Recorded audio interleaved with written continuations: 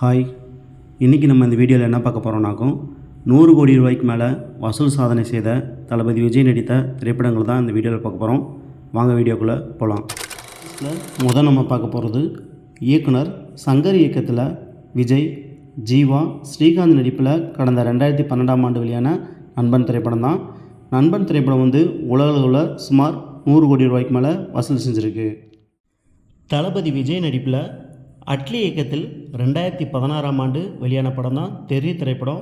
தெறி திரைப்படம் உலகளவில் 150 கோடி ரூபாய்க்கும் அதிகமாக வசூல் செய்து மிகப்பெரிய வெற்றி படமாக அமைஞ்சது. தளபதி விஜய் நடிப்பில் அட்லி இயக்கத்தில் 2017ஆம் ஆண்டு வெளியான திரைப்படம் தான் மெர்சல் திரைப்படம். மெர்சல் திரைப்படம் உலகளவில் சுமார் 210 கோடிக்கு அதிகமாக வசூல் செய்து சாதனை படமாக அமைஞ்சது. தளபதி விஜய் நடிப்பில் 2023ஆம் ஆண்டு வெளியான திரைப்படம் தான் வாரிசு திரைப்படம்.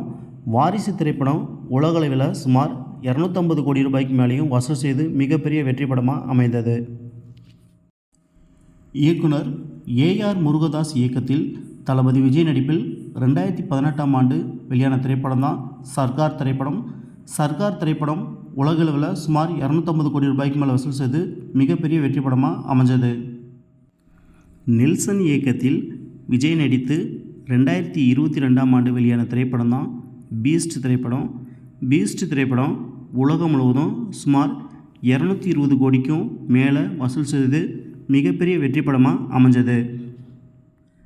லோகேஷ் கனகராஜ் இயக்கத்தில் தளபதி விஜய் நடிப்பில் வெளியான திரைப்படம் தான் மாஸ்டர் திரைப்படம்.